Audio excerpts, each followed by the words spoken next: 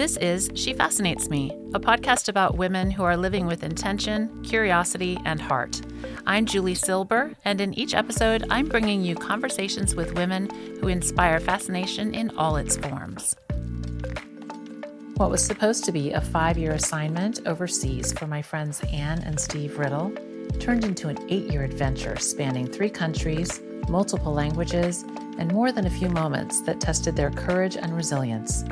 As Ann and I sat down to record, we quickly realized there was no way to fit the story into a single episode. We spent so much time talking about Russia, which totally makes sense given its huge contrast to American life. So this episode is about the first assignment in Moscow, and part 2 of my conversation with Ann Riddle will cover London and Mexico City. Enjoy my time with Ann. So before we dive in, I am an independent creator, and this podcast is going to grow with YouTube subscriptions. Those help me more than you know. So if you haven't already, please take a second to subscribe. Welcome to She Fascinates Me. I'm talking to my friend Ann Riddle about going from Army Brat to Expat. Welcome.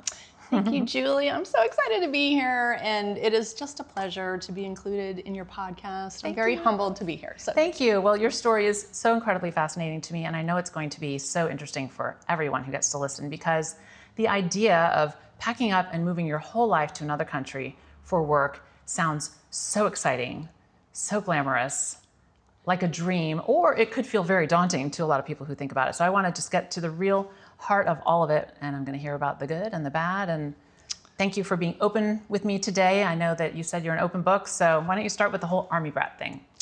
Well, my father rose to the rank of 3-star general in the Army, and we're very, very proud of him, but he did not grow up in a military family.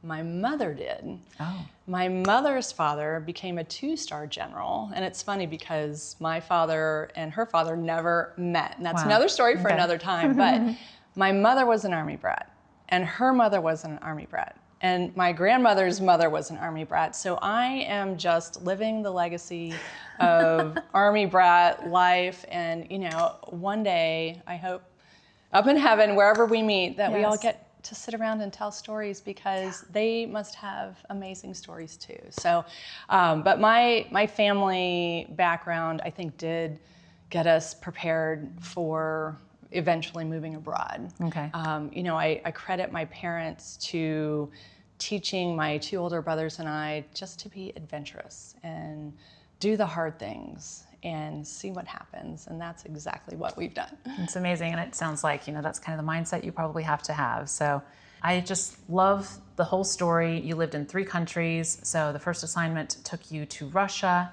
the second assignment took you to England, and the third to Mexico. So can you back up and explain what was happening in your life and Steve's lives? I think you were married a couple years before the first assignment. That's right. Yeah. Yes, we were married, living in Atlanta. Mm-hmm. When Steve and I first got married, he asked how I would feel about living abroad one day. Okay. And of course, I envisioned Paris, okay, or Milan or Zurich. And one day he came home and he said, "It has happened, and we are moving abroad." And I said, "Where?" And he said, "Moscow." And I literally laughed. I really did. I had the same reaction that you're having right now. And I said, "No, really, where are we going?" Yeah. And he said, "We're moving to Russia."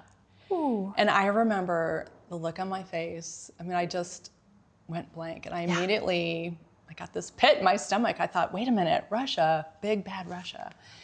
And I have learned every time we are assigned or have been assigned to live somewhere abroad, mm-hmm. It seems like I always go through a 10-step process. Okay. So you start out with shock, and this can't be happening, to fear, and then you turn to, wow, I'm a little angry about this. I didn't get to choose this. I get angry about it, and then ultimately, you get to a point where you start to warm up to the idea, and until you actually get to the point where you're excited about it. Okay. So I will say, I eventually got to excited about it with Russia, but that was not right out of the gates. Let me assure you.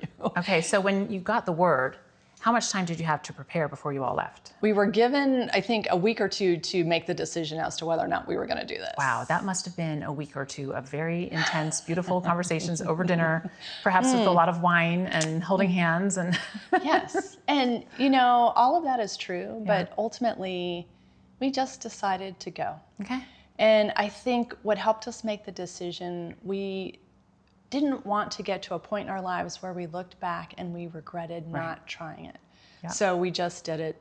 And, there were a few sacrifices along the way. I mean, Steve at the time was a world-class Ironman athlete. He had to pretty much put that on a shelf.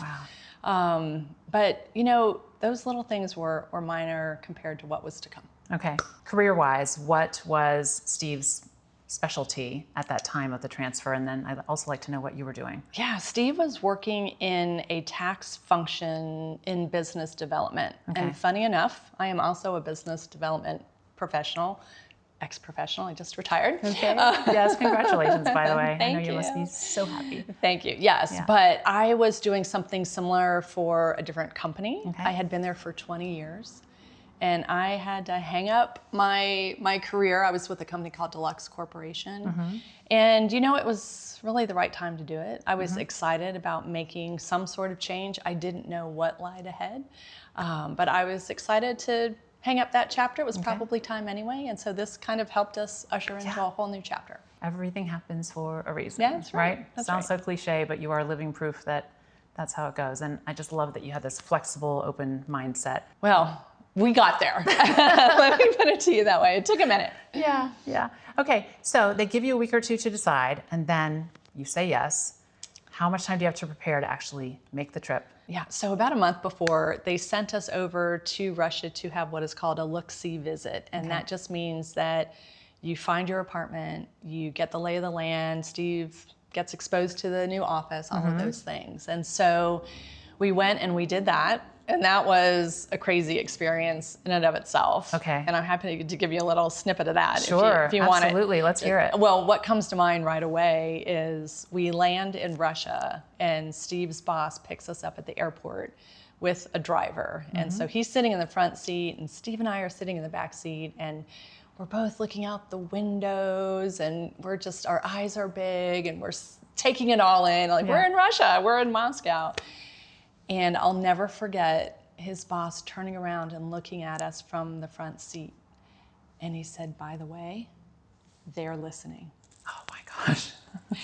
And Steve and I looked at each other and we went back to looking out the windows. And I'll tell you, that night in the hotel, we had another long conversation about they're listening. Yeah. And oh my goodness. Did you have a body reaction? Oh, of course. To hear that, because that sounds like another pit in the stomach. Another pit in the stomach. Yeah. But what I quickly realized is that those come and they go. Okay. And you get used to the idea. That was just our very first exposure, driving into the city, being told they're listening. How long was that look-see visit? We were there for 3 or 4 days, probably. So pretty quick. It was very quick. All right. And we had a realtor, and we probably saw 10 different apartments, and we picked the very first one we saw. Okay. Yeah. That's how it worked out with my wedding dress. I know, exactly. Isn't that always the way? Why do we need to see more? This is the one. Right. Yeah. Okay. Let's talk about how much time you had to actually get prepared to leave. You put your home on hold somehow in Atlanta, and then... We did. We probably moved 2 months later. Okay. And so we both sold our cars, which was an interesting experience. Suddenly having no vehicle to your name. Yeah. But it was also a little liberating at the same time. We were given advice that we should hold on to our home and rent it while we were away. Okay. And that is simply because if for any reason you need to come back to the States, maybe it's a family emergency or work-related anything, you have someplace to go. Okay. So we did hold on to our home and we rented it out the entire time we were away, which turned into 8 years. We agreed to 5 years and it turned into 8 years, but we can talk about that too. But we basically took everything in our home and put it into storage. Okay. And I think it was actually like a temperature controlled storage, just so artwork and things like that would be okay. But we put everything in storage. We had only been married for a few years, and so a lot of our wedding gifts were put into storage, and I never saw them for 8 years. But that was an interesting departure. But again, it was somewhat liberating. Like, we're turning the page and we're starting a whole new chapter. So got rid of cars, put our things in storage. We did take probably 8 huge pieces of luggage. So valuable things that you did want to take with you, or a few things that you just couldn't live without, which someone gave us advice that was really important. Take that little tchotchke, or that memorable item that sits on your work desk, and just take it with you, because it's going to remind you of home, and it's going to be a comfort when you need that comfort, and those times certainly came. So, and I'm sure everything is covered, from a financial standpoint, to have the storage unit, the climate controlled storage unit, and bring as many bags as you need to bring, because the company wants you to be happy while you're there. 100%. I'm sure you didn't deal with any pushback. You didn't have to conserve space. You could just bring what you needed to bring. And then was there a furnished situation for your apartment? Well, we had the option of choosing a furnished apartment or choosing unfurnished, and we actually chose unfurnished, but they also gave us an allowance to purchase furniture over there. It wasn't an enormous allowance, but you know what? You learn to make do. And thank goodness they had something like an IKEA in Moscow, which I visited, I think, every day for the first 3 weeks that we were there. But let me tell you what, you can furnish a pretty nice home with IKEA furniture. You can do it on a dime, I'm here to tell you. And is the Russian version of IKEA kind of like the American version, where you cannot figure out how to get out until you've seen the entire store? 100%. It sure is. And they're listening in there too, I'm sure. Oh gosh. Okay, so you're there, and tell me about the apartment that you chose, why you chose it, and kind of where it was situated in relation to the office.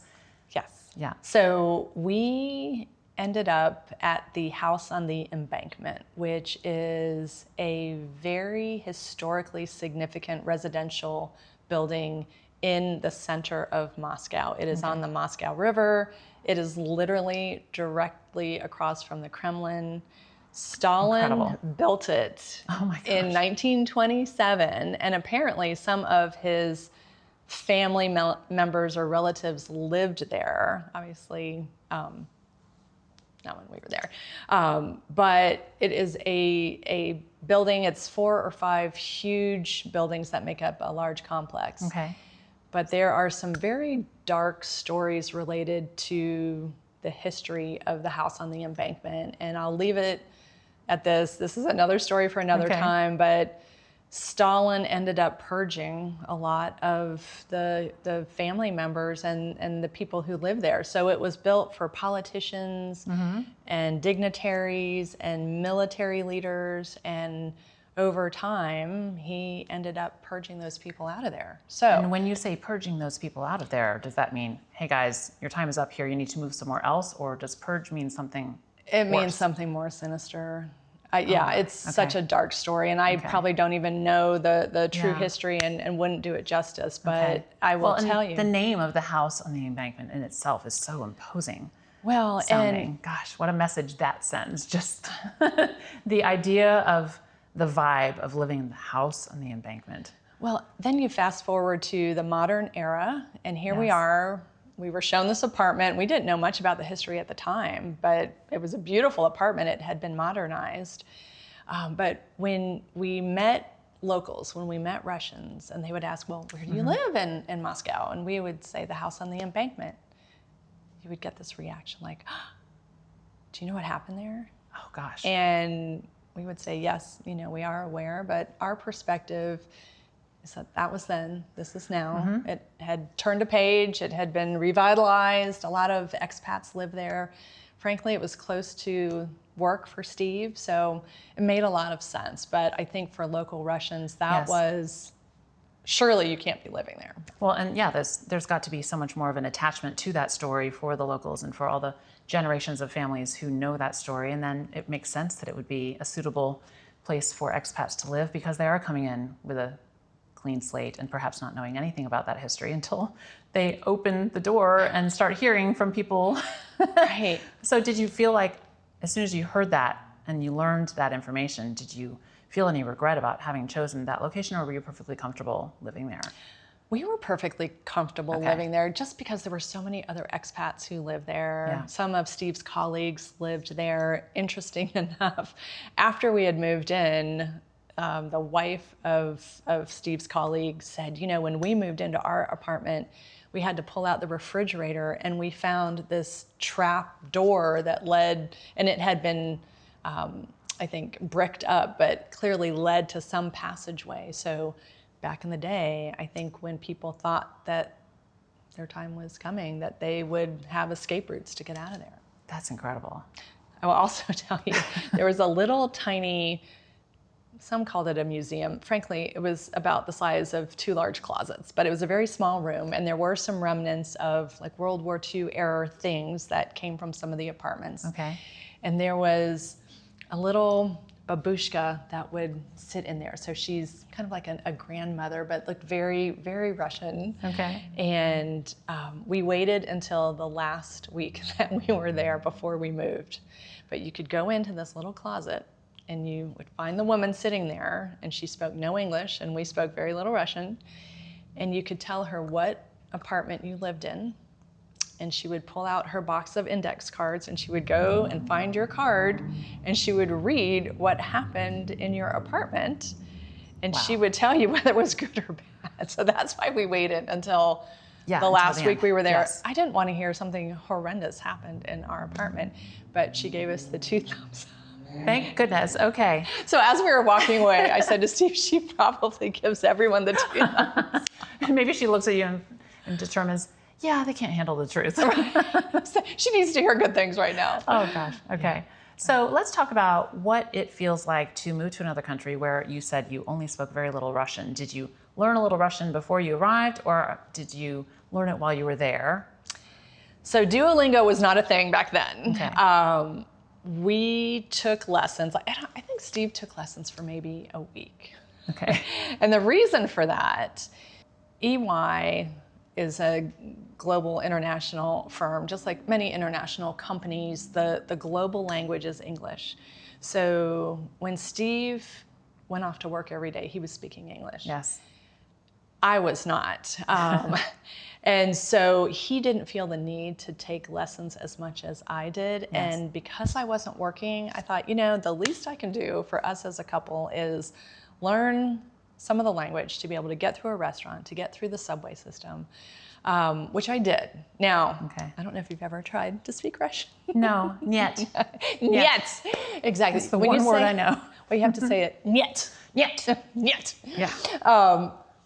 So the Cyrillic alphabet, Russian utilizes the Cyrillic alphabet. So the number 3 is in their alphabet. Yes, gosh, I can visualize that. There are a lot of 3s in it. There are Greek letters, and so every word seems to be 25 letters long.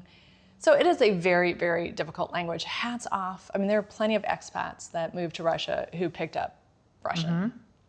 We were not those people.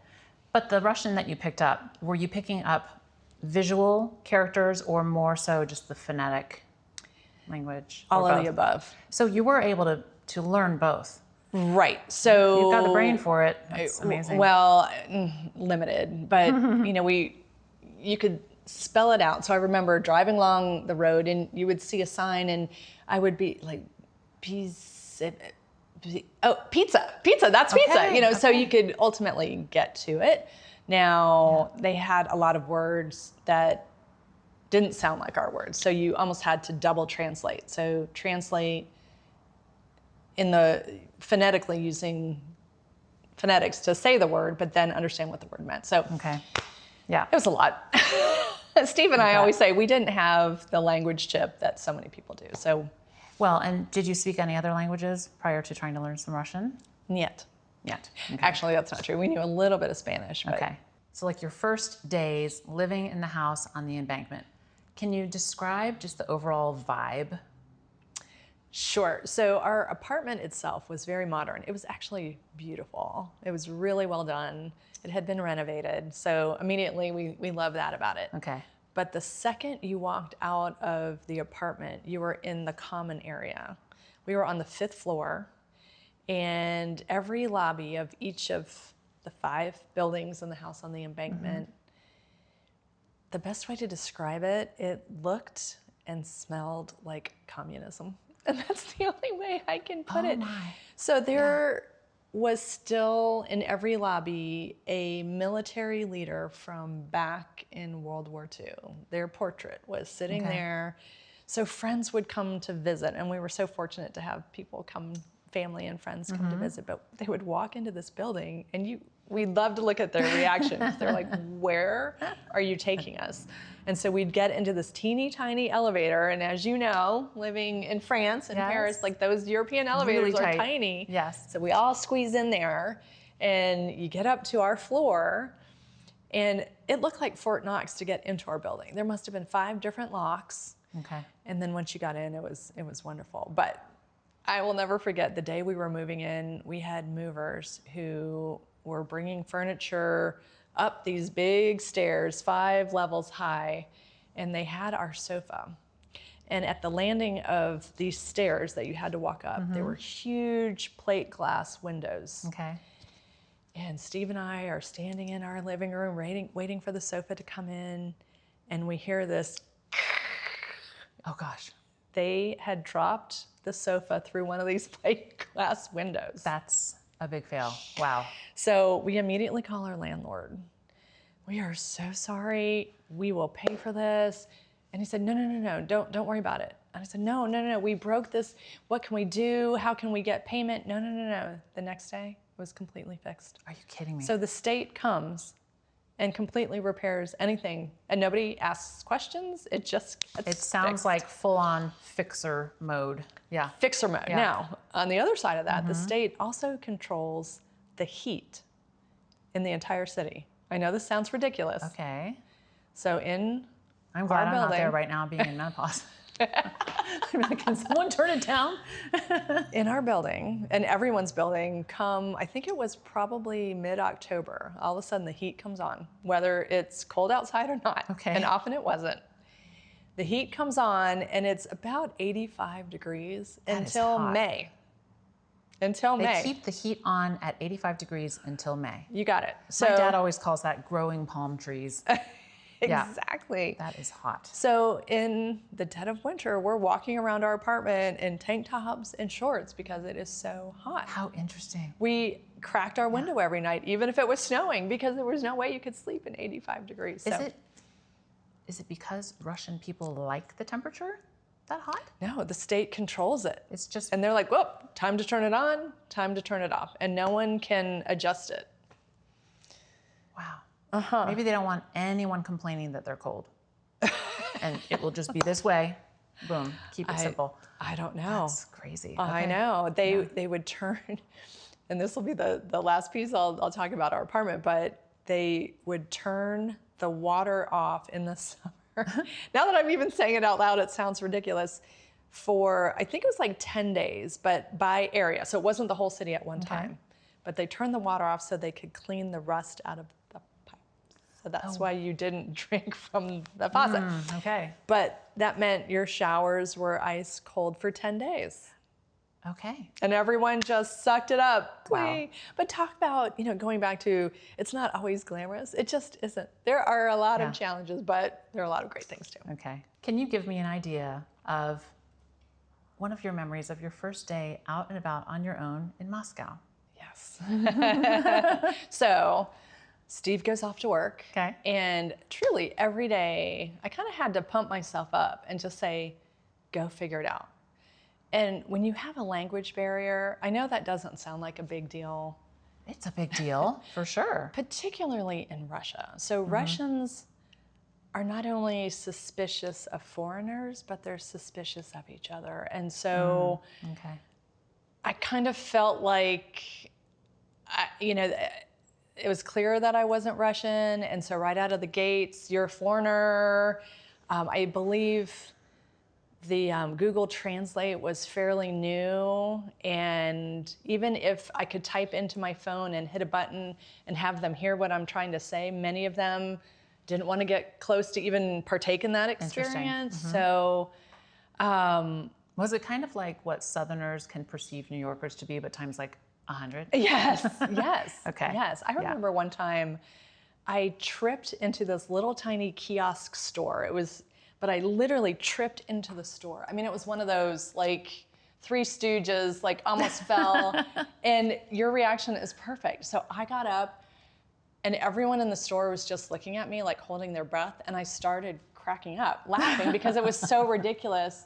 And then everyone kind of looked at each other and they started laughing too, because it was almost like, is it okay that we laugh along with her? But it was like, of course, like this is the most ridiculous thing. So I had a lot of moments like that. I don't know if your viewers would enjoy hearing the extension cord story. Oh, I loved the extension cord story, and absolutely, you need to share that, because that was what seems like it might be a small memory, but kind of big for the theme of how you had to approach life there. Go for it. Well, it's just one of the early days. And so Steve came home from work one day and he said, well, how was your day? And I said, oh, it was great. I found an extension cord. And he said, no, how was your day?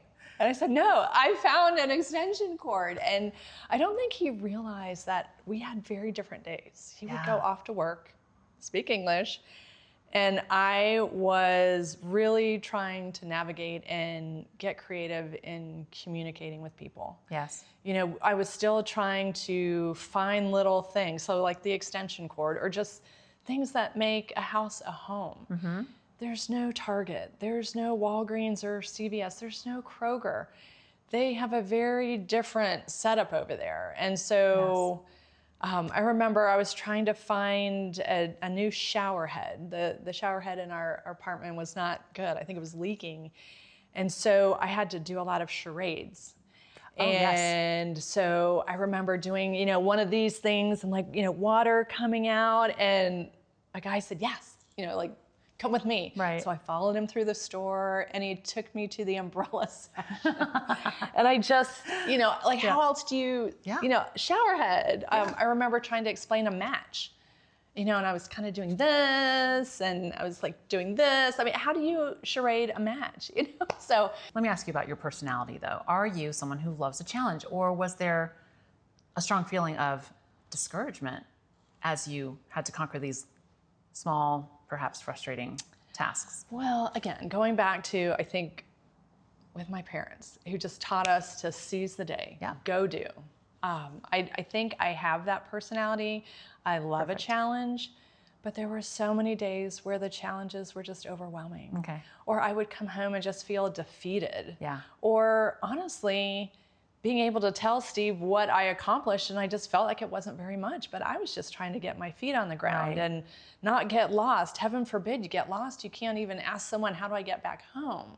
Right. But I will tell you, one of the things that I learned, particularly in Russia, is that people are people. And if you stand in the middle of a subway and you look lost long enough, someone is going to come to your rescue. Okay. And I remember one time just literally, you know, what platform, and I'm trying to get here and I can't read the signs, and someone finally came up and said, can I help you? And it was a younger person who spoke some English and could kind of point me in the right direction. But yeah, that sounds like a moment. Yeah.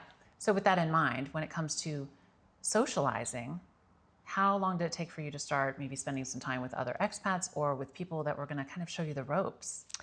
So one of my closest friends, who was one of Steve's colleagues' wives, also expats living in our building, her name was Sally.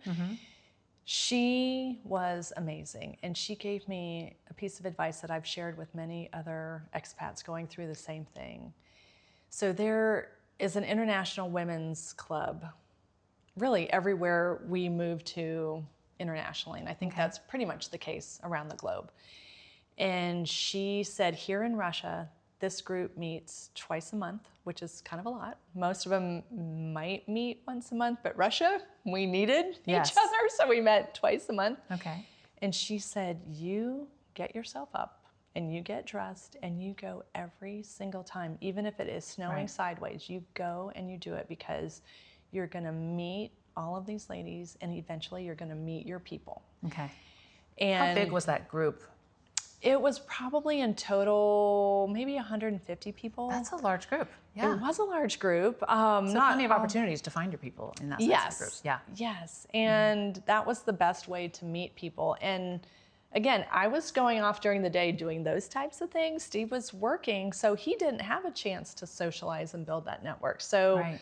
I think if he were here right now, he would probably say that he did rely on my ability to meet people, build relationships, and then it became, let's go to dinner with our husbands. And then that's how you really formed couple friends. I think honestly, other than that, it would have been a lot harder to do so.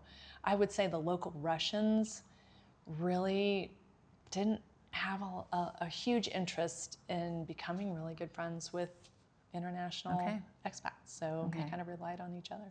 Well, and you're certainly a confident extrovert type, I would think, right? I mean, that is how you present. So I'm sure that was a huge asset. Or is there a part of you that can be a little shy or reserved? Did you have to push yourself to be able to connect? I consider myself an extroverted introvert. Okay. I love social settings with close friends. Put me in a room with 1,000 other people. That's not my favorite thing. Okay. But I think to your point, we had to learn to get out of our comfort zone and be brave.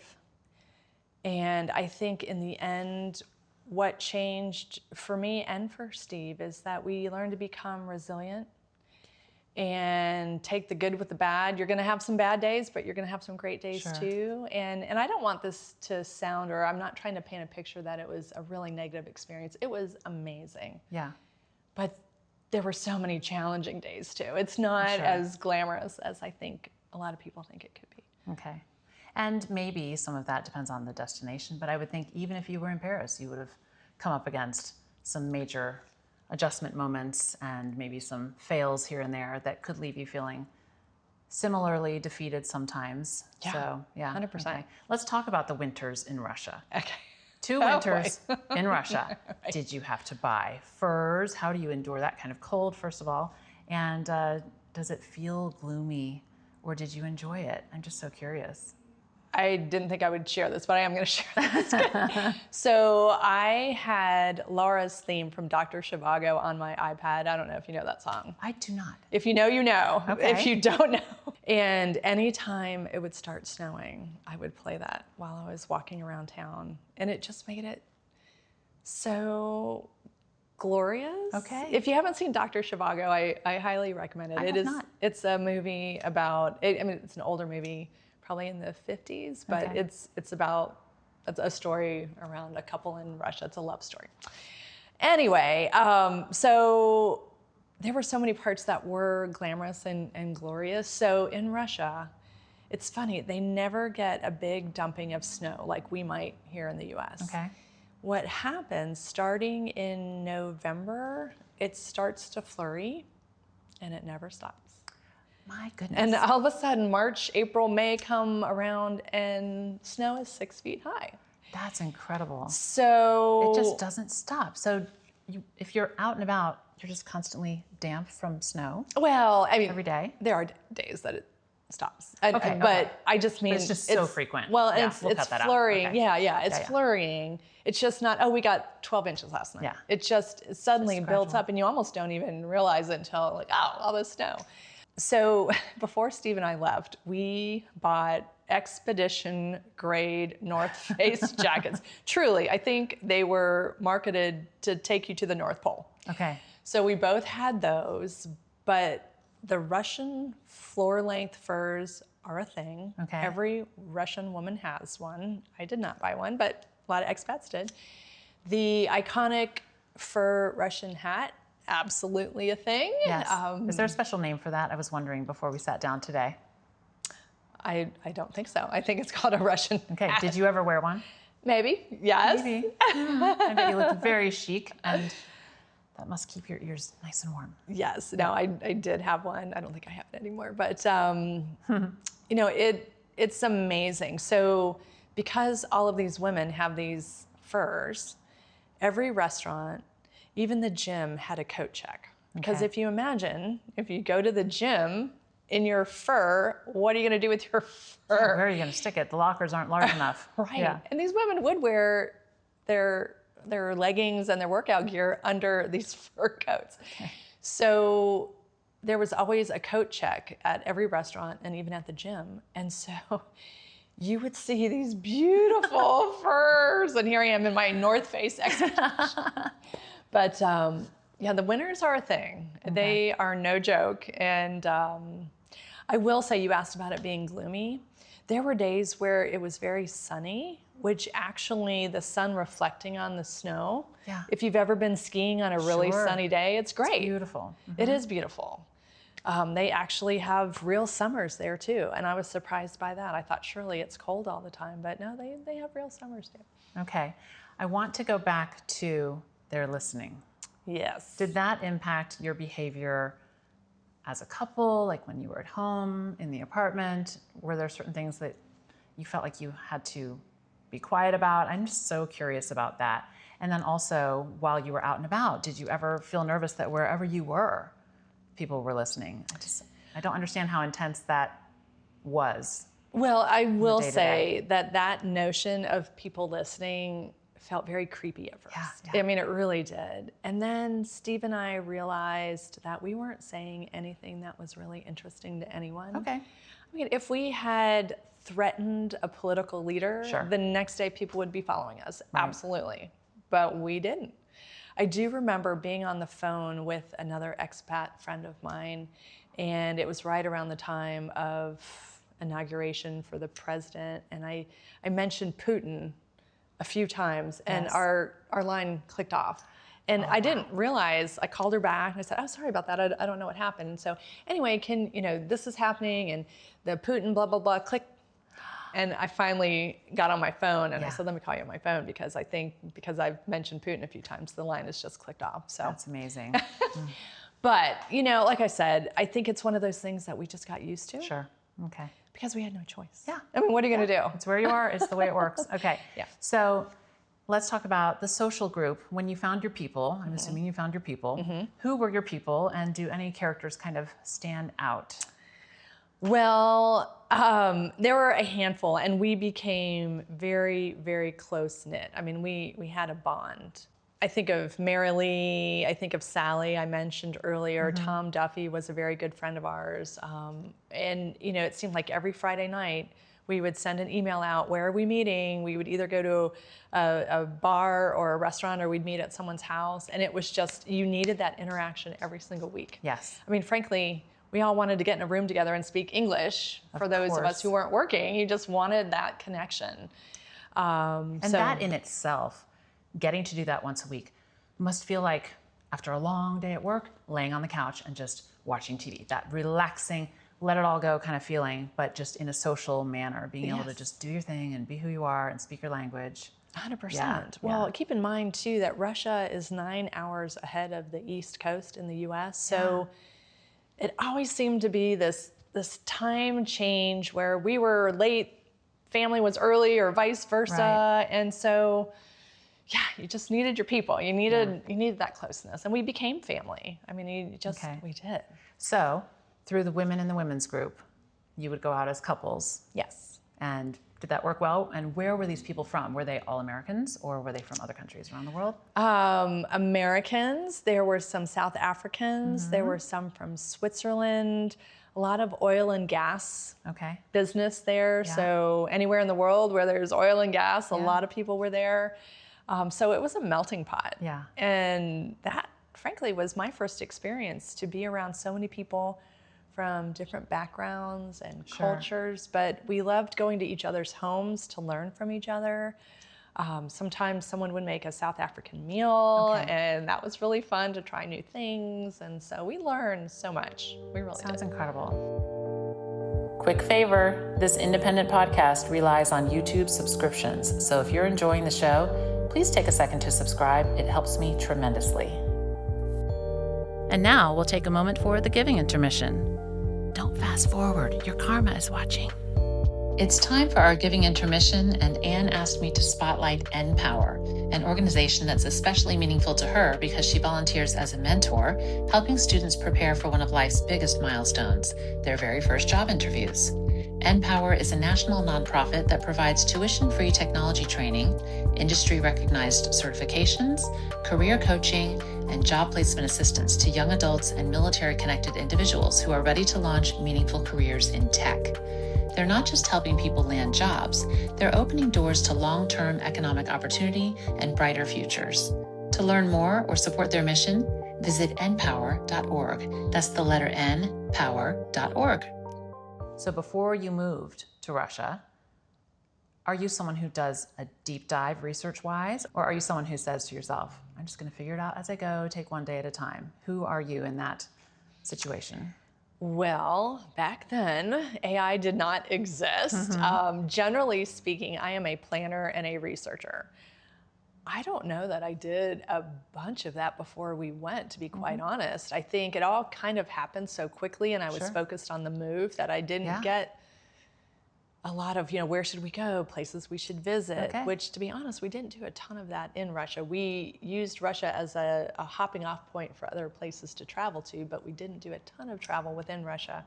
So I'm much more of a researcher today, but, research. But if you didn't do a whole lot of research, did you have any preconceived ideas about life in Russia or life in Moscow or about the people? And if so, were any of those debunked once you were there, living the life there? Well, I think like most people, I was very familiar with the stereotypes of Russian women and life in Russia. I remember my dad reading Gorky Park back in the day. And so I had some notions. And interestingly enough, now that you say that, I started a blog when I was there. Okay. And that's when blogs first got started. I didn't even know what a blog was. I remember reading on our flight to move there, what exactly is a blog? Because I wanted to put together a bit of a diary or a journal. And it started out just for my family. This is what I'm seeing every day. These are the things that are happening to us. And then it expanded to friends and even beyond that. So I really enjoyed that. That kept me busy. Yes. But to your question about were those, what I thought it would be, was it all of that? And one of the things that was really interesting is the women. So Russian women, stereotype maybe, is that they are very fancy and they dress up a lot. That was 100% accurate. They are stunningly gorgeous. Okay.